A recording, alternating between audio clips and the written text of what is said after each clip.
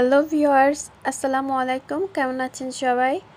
আশা করি যে যেখানে আছেন সবাই অনেক ভালো আছেন। আলহামদুলিল্লাহ আমরাও ভালো আছি। আজ আমি আপনাদের সঙ্গে শেয়ার করছি আমার ডিপ ফ্রিজ ক্লিনিং। আমার ডিপ ফ্রিজটা আসলেই অনেক দিন ক্লিন করা হয় না। অনেক আইস জমে গিয়েছে ডিপ ফ্রিজের ভিতর এবং অনেক ডার্টিও হয়ে গিয়েছে। তো আজকে আমার ডিপ ফ্রিজটা ক্লিন করছি আর এই বিষয়টি আপনাদের সঙ্গে শেয়ার করলাম। আমি কিভাবে আমার ডিপ ফ্রিজটা ক্লিন করলাম। তো আমার ডিপ ফ্রিজটা ক্লিন করার জন্য প্রথমেই আমি ফ্রিজের পাওয়ারটা অফ করে নিয়েছি। তারপর একে একে ফ্রিজের মধ্যে যেগুলো এলোমেলো অবস্থায় আছে সব কিছু আমি বের করে নিচ্ছি। বের করে একটা পাত্রের ভিতর রেখে দিচ্ছি। আর ডিপ ফ্রিজে তো অনেক কিছুই থাকে, মাছ, মশলা, এরকম অনেক কিছুই থাকে। আর আমি বেশ কিছু টমেটো সংরক্ষণ করেছি। আর ফ্রিজ থেকে এখন আমার সব কিছুই বের করা হয়ে গিয়েছে। দেখতেই পাচ্ছেন ফ্রিজটার কি বাজে অবস্থা হয়ে গিয়েছে। আসলে ফ্রিজে মাছ, মাংস সব কিছুই তো এখানে রাখা হয়, তো এরকম একটা অবস্থা হতেই পারে। তো এটা কোনো প্রবলেম না, এটা ক্লিন করলে একেবারে ফ্রেশ হয়ে যাবে আর তখন আবার সব কিছু নতুনের মতো করে রাখতে পারবো। তো এর জন্য একটু তো কষ্ট করতেই হবে।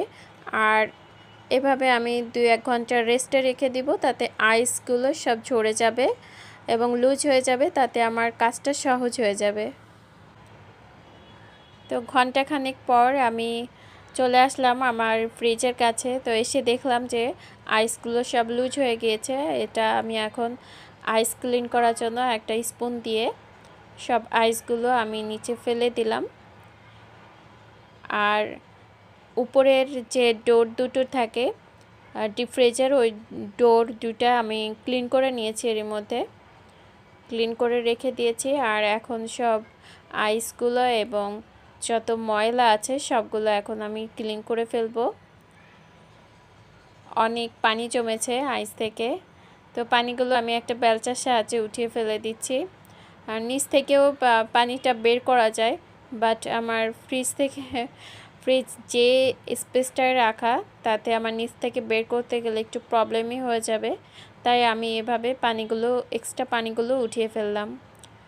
আর অনেক আইস এবং পানি, অনেক কিছুই ময়লা পানি বের হয়েছে। তো এখন আমি এটা ক্লিন করার জন্য লিকুইড ডিশওয়াশিং এটা নিয়েছি আর একটা আমি কিচেন টাওয়েল নিয়েছি,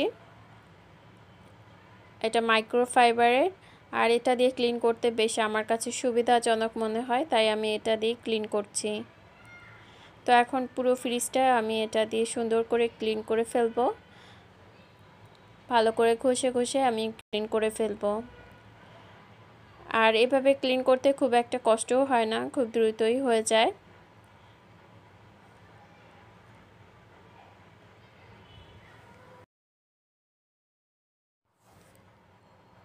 আর ফ্রিজের ডোরটাও আমি এখন একটু ক্লিন করে ফেলছি। তো আগে একটু ভিজিয়ে নিচ্ছি চারপাশটায়, যেন এরপর ময়লাটা সহজেই উঠে আসে বা ক্লিন হয়ে যায়। আর ডোরের চারপাশে যে রাবারটা থাকে, এই রাবারটা আমি একটা ব্রাশের সাহায্যে ভালো করে ঘষে ঘষে ক্লিন করছি, যেন ভিতরে কোনো ময়লা জমে না থাকে। আর একটুখানি ঘষা দিলে এটা মোটামুটি ক্লিন হয়ে যায়। আর আমার ফ্রিজের উপরে একটা আমি টেবিল ম্যাট লাগিয়ে নিয়েছি, যাতে ফ্রিজের উপরে কোনো স্ক্র্যাচ না পড়ে, এজন্য আমি একটা টেবিল ম্যাট দিয়েছি। আর টেবিল ম্যাটটা আমি কসটেপের সাহায্যে লাগিয়ে দিয়েছি, যেন ডোরটা খুলতে গেলে ম্যাটটা পড়ে না যায়। আর এতে করে আমার ফ্রিজটাও বেশ ভালো থাকবে, ক্লিন থাকবে। তো ফ্রিজটা মোটামুটি ক্লিন করা শেষ। এখন আমি পরিষ্কার পানি দিয়ে মুছে ফেলছি চারপাশটা সব জায়গাগুলোতেই। আর এভাবে একটুখানি মুছে ফেললেই পুরো ফ্রিজটা আমার ক্লিন হয়ে যাবে।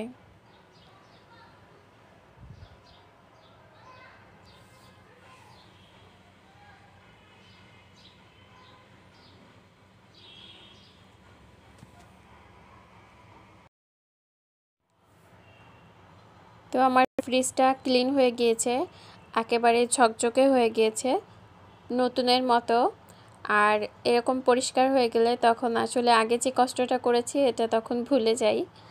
ক্লিন করার পর দেখতে অনেক ভালো লাগে।